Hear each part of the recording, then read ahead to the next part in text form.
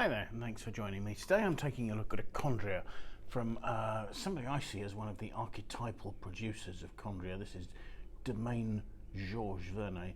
This is their Les Terrasses de l'Empire Condrieu. It's the 2020 vintage of that. The estate, I guess, was catapulted to prominence by the eponymous Georges Vernay, who took over from his father in 1953. And I guess the reason I see them as a sort of an archetype of Condrieu is that their wines sort of tend to rely on balance. And a lot of that is down to having exactly the right terroir. You can grow Viognier and get it very ripe and very rich, but you end up with quite high alcohol levels, and that can sometimes mar the wine slightly. The Vernays tend to use quite old vines on steep slopes, where you can actually get a combination both of flavour and balance. This to me is quite an exciting wine to look at. In 1996, Georges handed over the reins of the estate to his daughter Christine, who's been the winemaker there ever since. The Terraces de l'Empire is in fact a sort of a wine they make from some of their younger vines. I mean, they're only 35 years old, evidently. The domain is most famous for its Coteau du Vernon Condrieu, which is from a plot of vines right in the heart of the appellation that are something like 85 years old, or something like that. So this wine is sort of a slightly less expensive version of that, but nonetheless has, to my mind, quite a bit of that balance that we're talking about. So the vineyards are entirely certified by EcoCert. Again, this is made from two named vineyards, Ludi, right in the heart of the appellation. Steep slopes, and as I say, they're certified by EcoCert for organic viticulture, and there are quite a few biodynamic practices used in the vineyard as well. Everything has to be hand-picked because steep slopes. The wines are they're picked very carefully into just sort of what they call 20-kilogram cagettes. So the fruit isn't being crushed as it's being picked, and it gets back to the winery in perfect condition. Fermentation takes place in oak vats, 20 hectolitre oak vats, and a certain amount of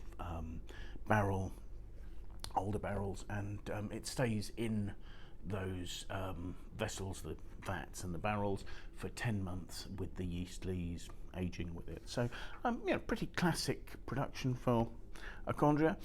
So to look at the wine, the first thing you've got is a medium to deep colour.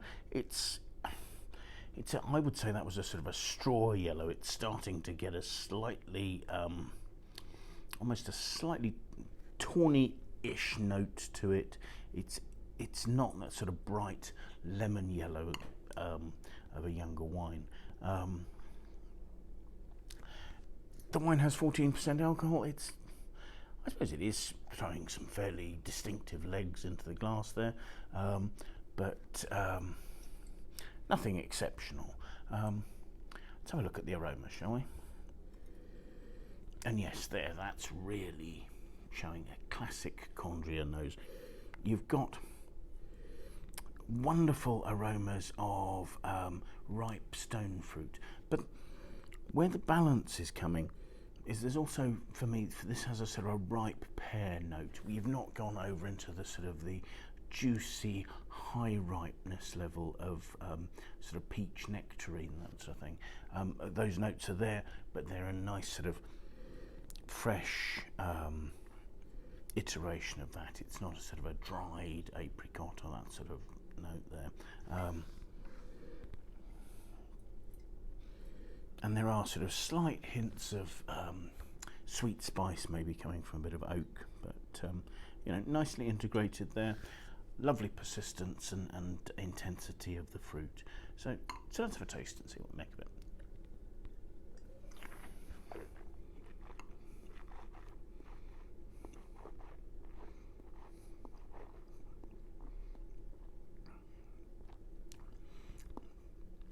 gosh, the depth and expression of flavour you've got there from the fruit is fabulous.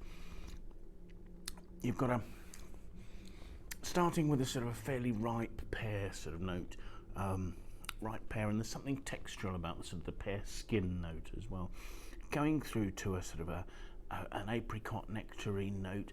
Again, as I say, not overly ripe. There's a nice freshness to the whole thing. The acidity is reasonably high. It's not mouth-watering, but it is keeping the wine good and fresh. But again, there's this textural note. There's almost a sort of a slight sort of almondy marzipan note underneath